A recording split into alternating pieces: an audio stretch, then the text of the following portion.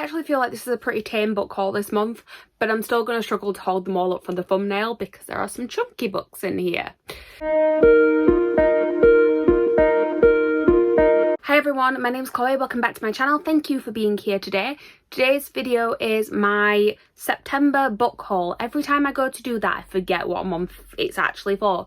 But it's October now, so these are the books that I bought in September. September was a strange month slightly. I don't feel like I actually physically went out and bought that many books, which is normally what I do. Normally I'm in a bookstore, I see something, I pick it up, there we go. But I did receive a fair few books, but a lot of them were pre-orders or subscription boxes or various things like that. And yeah, I didn't actually go into a bookstore and just pick things up on a whim very much, which is why I feel like this is actually a fairly tame book haul. So yeah, let's not beat around the bush anymore. Let's just talk you through the books that I acquired in the month of September. Although actually the first book that I'm going to talk to you about today I received in August. It's just that it arrived on August 31st and I had already filmed my book haul for August, so I added it into here, and that is the August Illumicrate book. So the theme was Dark Academia and the book was The Devil Makes Free by Tori Bovalino. So I did not know too much about this book before I got it, but reading the synopsis I'm actually really intrigued. I'm slightly annoyed that I forgot to put this on my October TBR, but I'm going to still try and fit it in, hopefully, because it feels very good for this time of year. I'm not a massive sort of spooky book reader, but this one does feel like it needs to be read during this time of year. So I'll read you the synopsis so you can see what I mean by that. But it says, when Tess and Elliot stumble upon an ancient book hidden in a secret tunnel beneath their school library, they accidentally release the devil from his book-bound prison, and he'll stop at nothing to stay free. He'll manipulate all the ink in the library books to do his bidding, he'll murder in the stacks, and he'll bleed into every inch of Tessa's life until his freedom is permanent. Forced to work together, Tess and Elliot have to find a way to re-trap the devil before he kills everyone they know and love, including increasingly each other. And compared to what the devil has in store for them, school stress suddenly doesn't feel so bad after all. So yeah, it just sounds really intriguing. I believe it is YA, so I don't know how sort of creepy it's going to be, but it sounds like it could be. And as always on these book hauls, let's just appreciate how beautiful this book is. So like I said, this was in an Illumicrate box, which means it's got lots of sort of special extras on here. So this is actually an exclusive cover. The original UK cover, I will try and insert a picture here. I don't particularly love it. I also don't particularly love the US cover, which I will insert here. So this is the Illumicrate version. So as you can see, it's got this beautiful sort of like gold, it's not even foiling, it's gold glitter that is embedded into it. There is some foiling on the book as well. And there's this little book with sort of vines and stuff going all over it. And then the back just has the almost like oil slick gold glitter as well. You can see how it just catches the light. I love it. It says on the back, the devil seeks his due from two unsuspecting students. And then we do have sort of the end papers actually match the design on the front as well. It was a signed copy, and also it has some gold embossing on the front as well. So yeah, I'm very excited to read this one, and not necessarily something I would have picked up in a bookstore, but I'm happy that it came in the Illumicrate box and now I'll have a chance to read it. I also didn't mention sprayed edges. They're not sort of fancy decorator sprayed edges like we get sometimes, but I love this colour, so yes. As per usual, a big part of why I'm drawn to this book is just how beautiful it is. Next up is a book that I bought. It's the third part in a series that I have only read the first part of so far, but I was doing an order from Waterstones. I was pre-ordering 2 books and I literally needed to spend like £2 more to get free delivery, and I was like, there's nothing else I want to pre-order. Is there anything that I just want at the minute? And there wasn't anything particularly grabbing my eye, but I just bought the second book in the series and I knew that I planned to read it soon, so I thought I might as well just buy the third one because it is just a trilogy and I will be completing the series. I really enjoyed the first one. I've heard that the second and third one get better. Even if I don't particularly like the second one, I'm a completionist, so I'll end up finishing it, especially if I've read 2 of the 3. So I thought I might as well just pick it up to make up the price difference, not have to pay delivery.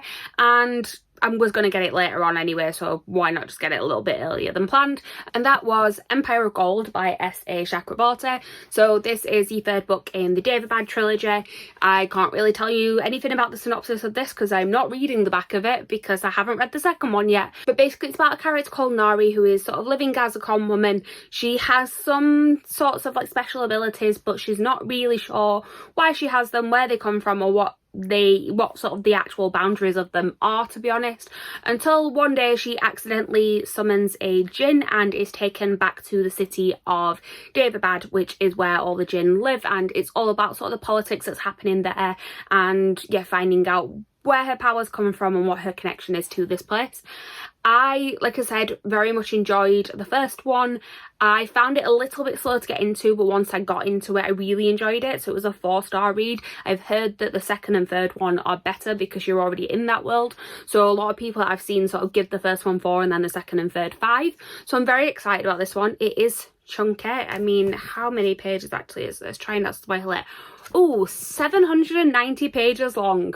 Yeah, this is gonna be a chunky read, but I do think that I will probably fly through it because I did with the first one.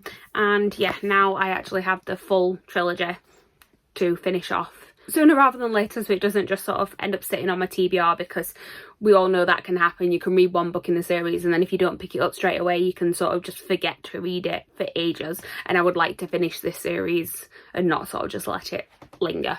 And for the first appearance of the next book on this list, I have 2 copies of this book. The first one came at the beginning of the month and it was a pre-order of the Waterstones signed special edition, although it is probably the least special edition that I have of the 2 that I own, and that is Empire the Vampire by J. Kristoff. So the special edition about this one is the black sprayed edges, which you can see that this is the one that I read, because black sprayed edges do like to get prints on them. I'm going to have to see if I can get those off. But it also is signed by J. Kristoff. There's not really anything else that's particularly special about it. It has the De Leon crest underneath it. All of the regular versions have that. You will see the difference in the other edition that I have in a little while. This tells the story of Gabe, who lives in a world where there are vampires, and he is the last Silver Saint, and Silver Saints were a sort of order of people that hunted vampires, essentially. He is quite prolific in things that he's done in his past in the fight against vampires, and at the beginning of this book he has actually been captured, and it's basically him and a vampire in a room, and he is asked to tell his story because they're trying to find out about his link to the Holy Grail. Essentially, that's what's in the synopsis. Basically what he does is he tells his story from 2 different timelines. So he tells it from when he first sort of started training as a Silver Saint, and then also the storyline of his actual interaction with the Holy Grail. And I adored this book. This is not a wrap up, so I won't go too much into this, but I'm very happy that I have 2 copies of it now, because basically I pre-ordered this one months ago, not sure if I was actually interested in the book because vampires aren't usually my thing, but there was something about it that just intrigued me. So I thought I'll pre-order it because I knew that if I didn't get it during that sort of window, I know it was going to sell out. So I knew that if I didn't get it and then I wanted like a special edition later on, there would be a chance that I would have to pay a lot of money for it, and I didn't really want to. And I thought, well, if I don't like it, I can always just pass it on afterwards. And then as it happened, I ended up with a second copy, which I will explain later on. But I'm glad that I actually have 2, to be honest, because now I have this one, which is my copy, like I said, that I read, and then I have a really beautiful special edition, which is just going to look pretty on my shelves. And to be honest, I want every copy of this book I can get, but I am not paying the ridiculous prices to try and track down at least the Goldsboro one. The Goldsboro one is the one I'm most interested in, and I am not paying those prices because people want a lot of money for that book. The next book that I picked up, I actually got when I went on a trip to London earlier on in the month. I was with my friend Bjorn and we went to, I believe it was Waterstones in Piccadilly. We actually went to quite a few bookshops, but I think this one was from Waterstones, and it was basically just a book that I had seen online, can't remember where, but it intrigued me, and I've not actually seen it in a shop yet, so when I saw it I thought I'd pick it up, and that is The Passing Playbook by Isaac Fitzsimons. And this one, I'm going to read the blurb on this one. It says, 15-year-old Spencer is a proud nerd and an awesome big brother and a Messi in training. He's also transgender. After a year of bullying, Spencer gets a fresh start at a new school with great friends, a spot on the boys soccer team, and maybe even something more than friendship with one of his teammates. The only thing is, no one knows Spencer is trans. He's passing. So when a discriminatory law forces his coach to bench him, Spencer has to make a choice: cheer his team on from the sidelines or fight for his right to play, even if it means coming out to everyone, including the guy he's falling for. That just sounds really interesting. It sounds like the sort of contemporary that I enjoyed reading, so hopefully I will pick this up at some point soon. It's going to be one of those where when I just want a really quick, easy read, I'll probably reach for this one. It is quite short, and yeah, compared to the fantasies and the chunky books that I've got in there, it's nice just to have something that I can slot in when I just need that little bit of a break. The next book that I have on here is another special edition. This one is actually a second copy. I have owned the paperback of this book for years, but hadn't actually read it until this one arrived. I actually started reading it pretty much the day that this box came in the post, and happy to report that I really enjoyed it. Again, see my wrap up for Full Thoughts, but it means I now get to keep this beautiful special copy. But it now means that I get to keep this beautiful special edition copy that I bought, and don't have to, sort of, because again, it was a thing where I knew I probably would like the book, and I've been wanting to read it for years, and I didn't want to possibly miss out on the box, so I thought I would buy the box, and if I didn't like it, my aim was to try and read it before it arrived, but I thought if I didn't like it, I could always just sell the box on. As it happens, I loved the book, and that was The Night Circus by Erin Morgenstern. So this is from the Illumicrate special edition 10th anniversary, I think it was for, box that they did. So it came with this. It also had, like, there was an art print, there was a teacup, there was something else, there was a beautiful bookmark actually, there was lots of things in there. But this is basically about a magical circus that travels from town to town. There are no sort of announcements of it arriving. It says on the back, the circus arrives without warning, no announcements precede it. It is simply there when yesterday it was not. But yeah, basically it's about this magical circus. It appears in different places every night, and there are two magicians, and it is about these two magicians that are within the linked to this circus. And that is all I'm going to say. I'm not going to go into too much detail because I don't think it's a weird one, where actually part of the reason why it's quite a polarizing book, and I think part of the reason why some people dislike it is that they don't know what to expect going in. So I don't want to sort of like add to that and sort of make it sound like something it's not, but then also I don't really know how to describe it in general without going into spoilers. It's just a really beautiful book with a lot of flowery writing, which is perfect for me. And anyway, we have this gorgeous sort of silver cover. So the aesthetic of the circus in the book is all black and white, and then there are hints of red that are worn by certain characters. So that's kind of what the colour scheme is for this. So you've got silver instead of white, but you've got all this beautiful sort of black, like silhouette type drawings, and then the flashes of red, and then on the back you've got the clock, because the clock is also a big part of the book, and you have black and white edges which look a little bit wavy, but I'm sure once they're on my bookshelf they'll stop, and it's just black on the top and the bottom. We also have a red ribbon bookmark in there. And yeah, it has a letter bound in from the author, as well as being, when I find the page, signed. And then also on the front you have this little, it's got a circus, we have a circus tent, we have a clock, and we have a book. But yeah, that is my very pretty copy of The Night Circus that I now have. Definitely a lot better than my old paperback that's been sat going yellow on my shelves for quite a few years now. Next up is actually a book that I won. I entered a few giveaways during At Home YALC. So YALC, for anyone that doesn't know, is a book convention here in the UK. It's Young Adult Literary Convention, I think it stands for, and it normally happens every July in London, and for the last 2 years it hasn't been able to happen because of COVID, so they've been doing online versions, and basically on their Twitter page they'll do giveaways and you just sort of retweet and things like that to win prizes. I didn't think I'd won anything this year, and then in August sort of randomly got a tweet saying, send us your address, you're one of the winners. And then this one arrived in the post, and it is Not Here to Be Liked by Michelle Quach? Is that how you pronounce that? I'm not sure, sorry if I'm butchering it. But yes, this one is one that I'd sort of seen online. I wasn't entirely sure what the story was. I think it was partly in that sort of excitement of just like, yeah, let's apply for competitions. But I have read the synopsis and it does sound intriguing. I will read it out for you as well. It says, Eliza Kwan fully expects to be voted the next editor-in-chief of her school paper. She works hard, she respects the fact, and she has the most experience. Len DeMartile is an injured star baseball player who seems to have joined the paper just to have something to do. Naturally, the staff picks Len to be their next leader, because while they may respect Eliza, they don't particularly like her. Eliza is not here to be liked, she's here to win. But someone does like Eliza a lot. Shame it's a boy standing in the way of her becoming editor-in-chief. So it sounds like a sort of enemies or rivals to lovers sort of trope. It again just sounds like a cute YA contemporary that I can pick up when I just want something that's easy to read.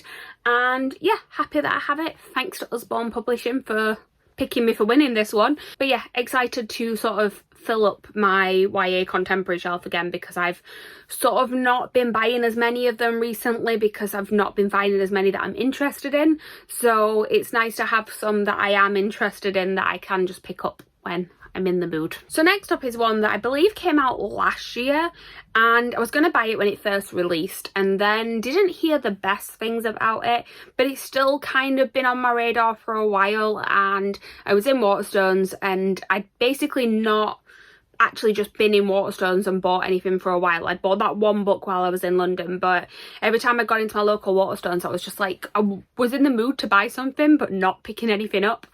So when I went in, I was like, I saw this on the shelf and I'm like, you know what, I'm just gonna buy it. I just really want to treat myself and buy something today. So I picked up Plain Bad Heroines by Emily M. Danforth. So I have read another book by this author. I've read The Miseducation of Cameron Post, which I really enjoyed. And yeah, when this one was announced, because I liked that book so much, I was really intrigued by this one.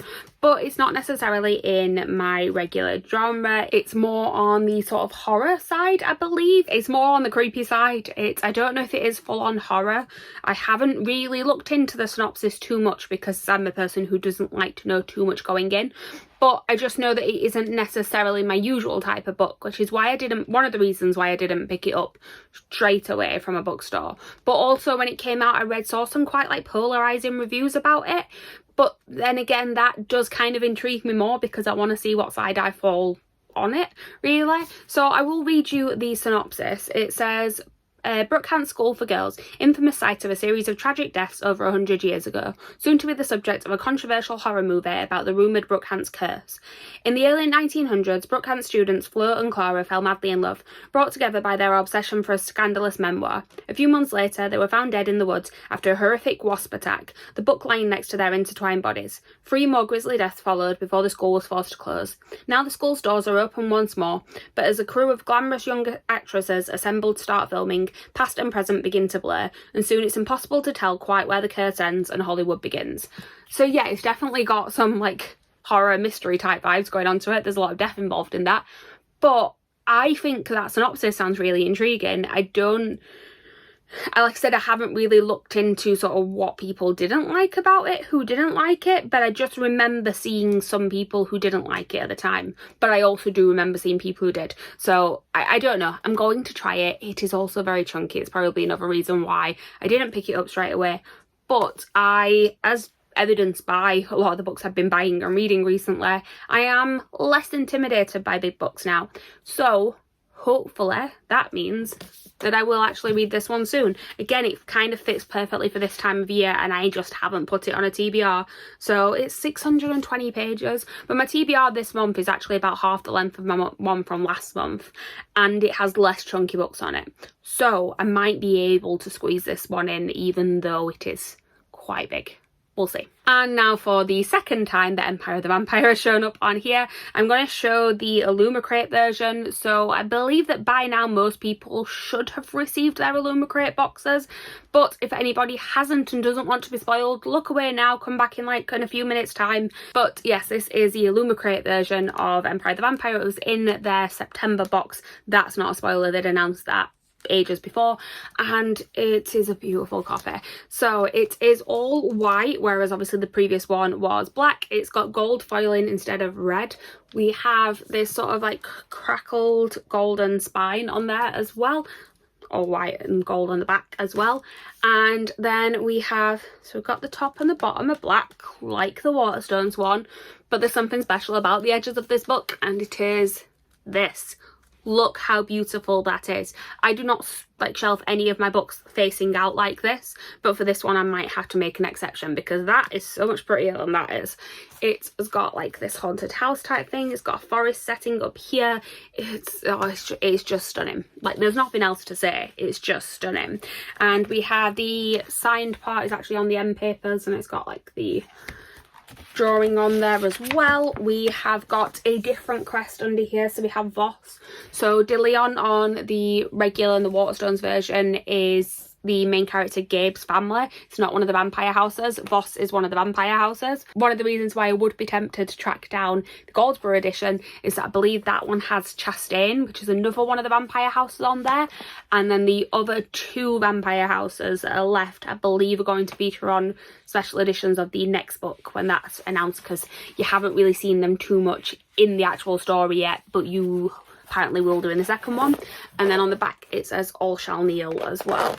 And yeah, it's just a beautiful, beautiful edition of this book, and as I already mentioned, I really, really love this book, so I'm happy to have a beautiful special edition of it to put on my shelves alongside my other special edition that I already have. You can never have too many copies of a book that you love. I fully stand by that. And then just managing to sneak in onto this haul is the last book that I received in September. This actually came on the 30th of September, and it is one of my most anticipated releases of the year, and I am actually already reading it. I'm about 50 pages in and I'm loving it so far, and I can't wait to finish filming this video so I can go back to reading it. And it is Once Upon a Broken Heart by Stephanie Garber. So again, I'm not going to tell you too much of a synopsis of this one. Actually, you can read it on its own apparently, but if you are planning on reading Caraval, do read that first, because I'm 50 pages in, and if I hadn't read Caraval, I would already have had the sort of end storyline of finale spoiled for me. And this is why I'm not going into too much of a synopsis, because one of the main characters in this is a character from Caraval, so I don't want to potentially spoil anything for anyone about that.